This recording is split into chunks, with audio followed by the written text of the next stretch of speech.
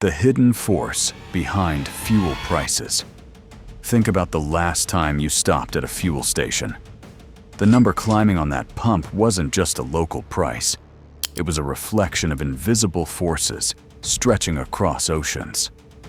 Somewhere far away, in the middle of the Persian Gulf, sits a narrow strip of land that quietly dictates the rhythm of global energy. Karg Island isn't just geography, it's leverage, it's a pressure valve, and for decades, it has been treated as untouchable. That assumption built an entire doctrine. Iran positioned its most sensitive infrastructure and military assets around this island, not because it was easy to defend, but because it was too dangerous to attack. The logic was simple. If anyone struck it, the consequences wouldn't stay local. Oil markets would panic, supply chains would fracture, prices would spike overnight. The world economy itself would feel the shock. That risk created a shield more powerful than concrete or steel. But doctrines built on assumptions have a weakness. They depend on the enemy playing by the same rules. The collapse of an untouchable assumption. At 2 a.m., that illusion begins to crack. Not with explosions, not with radar alarms, but with silence. A kind of silence that spreads through systems before it reaches people. Screens flicker. Data streams slow. Communication links begin to distort. This is not an attack you can see. It's one you experience as confusion. Commands don't sync. Signals don't align. And before a single missile is launched, the battlefield has already shifted. This is the opening move. Not an attack, but a quiet rewrite of reality itself. Modern warfare begins with perception, because the side that controls what is seen controls what is believed. And what is believed determines every decision that follows. On this night over Karg Island, reality starts to slip. The defenders are still looking at their screens, still trusting their systems, but the world those systems are showing them is no longer real. It has been bent, fractured, carefully manipulated. The battlefield they think they're fighting on doesn't exist anymore. A once unified air defense network begins to unravel, not with a bang, but with confusion. Signals desynchronize. Data streams drift apart. What was a seamless shield fractures into isolated blind fragments. One radar scans the sky and finds nothing, an empty void where threats should be. Another is overwhelmed, drowning in contacts, to hundreds of targets blooming across the screen like a digital hallucination. Neither is correct. Both are fatal. Phantom aircraft appear, moving with impossible speed. Real strike packages vanish into the noise, invisible, ghost-like, threading through gaps that shouldn't exist. The sky is no longer a battlefield. It's a maze, and the defenders are lost inside it. In command centers, tension spikes. Operators second-guess their instruments. Voices overlap. Orders hesitate, then contradict. Every decision becomes a gamble. Do you fire at shadows and waste your defenses? Or hold your fire and risk letting the real threat slip through? There is no right answer. That's the design. Because the system isn't being destroyed from the outside, it's collapsing from within. Trust erodes. Coordination breaks. And in that moment of doubt, on that split second of hesitation, the outcome is already decided. Decoys, stealth, and the kill web strategy. Then, just as the confusion peaks, the sky begins to fill. But not with what the defenders expect. Decoys, hundreds of them. These aren't simple distractions. They are carefully engineered illusions designed to mimic the radar signatures of high-value aircraft. To the defense systems, they look like incoming strike packages, large, coordinated, and deadly. The response is immediate. Missiles launch, interceptors streak across the sky. Millions of dollars are spent chasing targets that don't exist. And that's the point. Every interceptor fired is one less available for the real attack. Every radar activated at full power reveals its position. The defenders are not just wasting resources, they are exposing themselves. Boom! This is where the equation flips. Warfare is no longer about who has more firepower. It's about who spends smarter. If one side can force the other to burn through its defenses on illusions, the outcome is decided before the real fight even begins.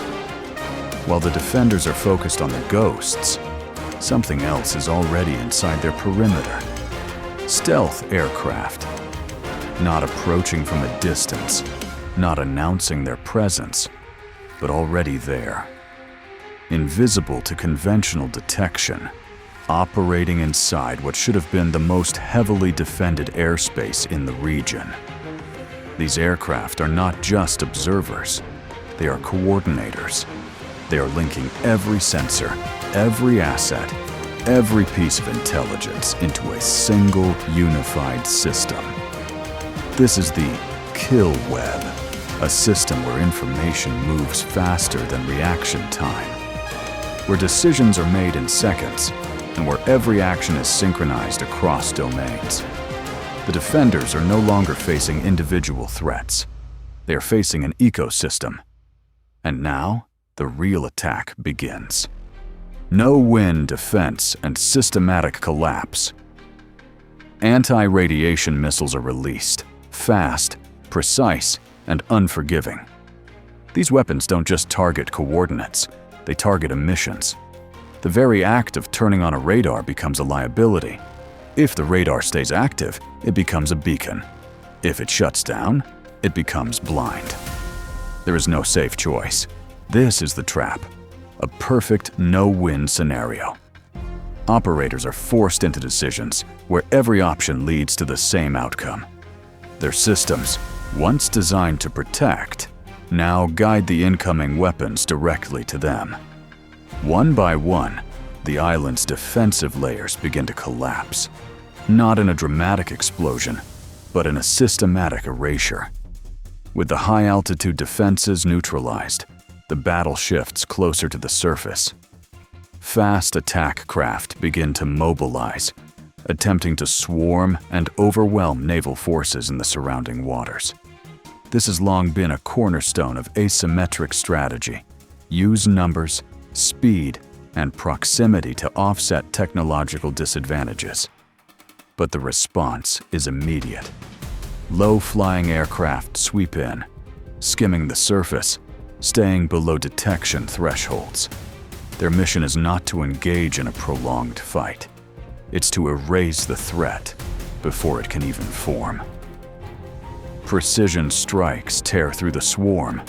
Boats that were meant to overwhelm become targets themselves, eliminated in minutes. The pattern is becoming clear. Every move the defenders make has already been anticipated. Every strategy they rely on has already been countered. This is not a reactive operation. It's a pre-calculated sequence. By the time the defenders realize what's happening, they are no longer defending. They are surviving. Precision warfare, without global consequences. And then comes the phase that should be impossible. Precision. Not just accuracy, but selective destruction. The ability to remove specific targets while leaving everything else untouched. Military assets positioned dangerously close to critical infrastructure are eliminated without triggering the catastrophe that was supposed to make the island untouchable. This is where the operation redefines expectations. Heavy bunker-busting munitions target deeply buried command structures, penetrating layers of reinforced protection.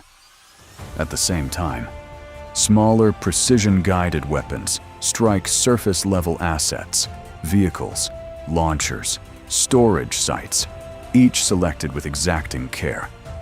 Pipelines remain intact. Storage facilities continue operating. The flow of oil is uninterrupted. This is not collateral damage minimized. This is collateral damage engineered out of the equation. While this unfolds on the island, a secondary threat begins to emerge elsewhere. Mobile missile systems are deployed, attempting to create a retaliatory strike that could shift the balance or force a halt to the operation. But the same network that controls the primary battlefield extends outward. Surveillance assets detect the movement almost instantly. Drones lock onto targets. Strike platforms respond before the missiles can even be launched. The retaliation never materializes. It is intercepted not in flight, but in preparation. The end of the untouchable target doctrine. And just when it seems the operation has reached its peak, the final layer arrives. Cruise missiles, launched long before the first visible engagement, now enter the scene. Their timing is not accidental. It is synchronized with everything that came before. The chaos, the decoys, the suppression of defenses, all of it was designed to clear a path. Now, there is nothing left to stop them. They navigate with precision, verifying targets, adjusting trajectories, avoiding critical infrastructure. They strike what remains of the military presence, completing the sequence. And then, just as quickly as it began, it ends.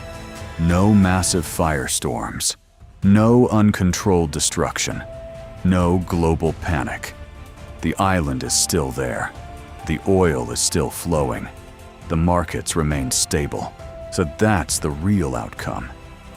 For decades, the assumption was that any conflict involving this location would trigger a global crisis, that the cost of engagement would be too high for anyone to risk, that the threat of economic disruption would act as a permanent deterrent. That assumption has now been tested, and it didn't hold. What changed isn't just technology, it's the approach, the ability to integrate cyber operations, electronic warfare, stealth, precision strikes, and real-time intelligence into a single coordinated system. A system that doesn't just fight battles, it shapes them before they begin. This is what modern warfare looks like when it's executed at its highest level. Not overwhelming force, but controlled application. Not destruction for its own sake, but targeted outcomes. The implications are significant. If a location once considered untouchable can be engaged without triggering the consequences that made it untouchable, then the entire strategic landscape shifts. Deterrence based on risk becomes less effective when that risk can be managed, reduced, or even eliminated. And that raises a new question. If this level of precision and control is now possible, what else is no longer off limits? Because the most powerful aspect of this operation isn't the destruction it caused, it's the message it sends. That systems built over decades, investments worth billions, strategies designed to prevent conflict can be bypassed in hours. Not through brute force, but through design, through understanding, through execution. The island still stands. The tankers still load. The global market barely reacts. But something fundamental has changed. The idea of the untouchable target is no longer absolute. It's conditional. And in a world where conditions can be engineered, even the most secure assumptions can collapse overnight. If this analysis gave you a clearer picture of how modern warfare is evolving behind the headlines, make sure to like the video, subscribe, and stay tuned, because the next shift in global strategy is already unfolding.